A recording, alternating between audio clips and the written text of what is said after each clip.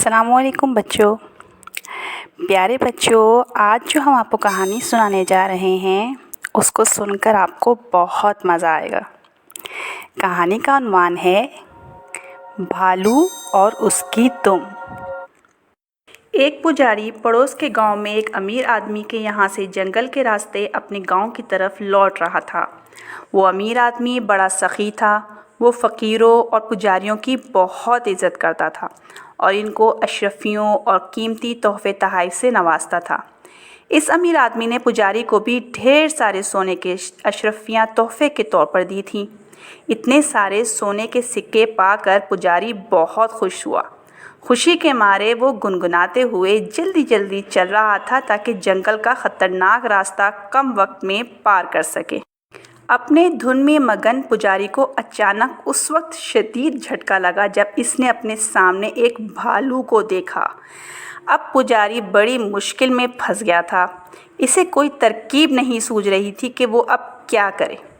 आखिरकार वो पीछे की तरफ भागने लगा।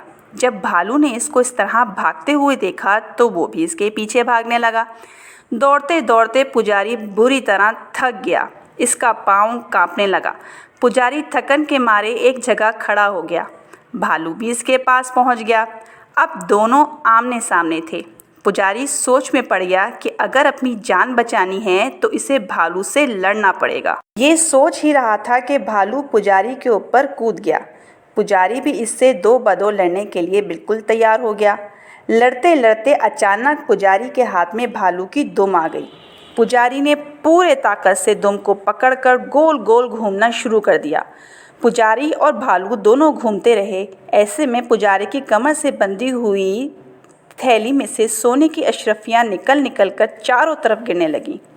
पुजारी को अपनी जान बचाने की फ़िक्र थी, इसलिए इसको सोने के सिक्कों के इस तरह गिरने का कोई अफसोस नहीं हो रहा था।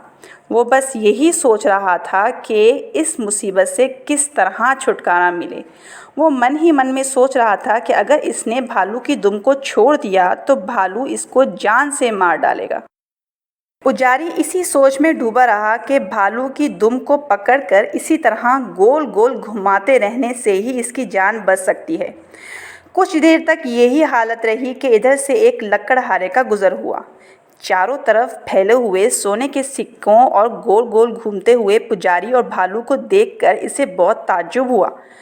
दोनों के करीब आया और खड़े होकर इन दोनों को गौर से देखने लगा। फिर इसने पुजारी से पूछा, पुजारी जी, ये आप क्या कर रहे हैं और चारों तरफ सोने के सिक्के क्यों बिखरे हुए हैं? पुजारी ने लकड़हारे की आवाज़ सुनकर इसकी तरफ देखा। इसके जहन में एक तरकीब आ गई। इसने इसी तरह गोल गोल घूमते हुए कहा, ए लकड़हारे, ये जो हर तरफ तुम सोने के सिक्के बिखरे हुए देख रहे हो, ये भालू की दुम को पकड़कर इस तरह गोल गोल घुमाने से निकलते हैं। लकड़हारे के दिल में लालच आ गई। इसने कहा, आपको तो काफ़ी अशरफियाँ मिल गईं, अब ज़रा मुझे भी भालू की दुम पकड़ा दीजिए ताकि मैं भी इसे घुमाकर कुछ सोने के सिक्के हासिल कर सकूं। पुजारी कुछ देर तो यूं ही दिखावे के लिए टालता रहा। फिर इसने लकड़हारे को भालू की दुम पकड़ा दी और सोने के सिक्कों को जल्दी जल्दी जमा करके वहां से भाग गया। लालची लकड़हारा सोने के सिक्कों के लिए इसी तरह परेशानी के आलम में भालू की दुम पकड़कर गोल गोल घूमता रहा। इसे सिक्के ना मिलने थे ना मिले, लेकिन हाँ, जब वो बुरी तरह थक गया तो इसको लालच की सज़ा मिली कि यानी भालू ने इसे मारकर खा लिया।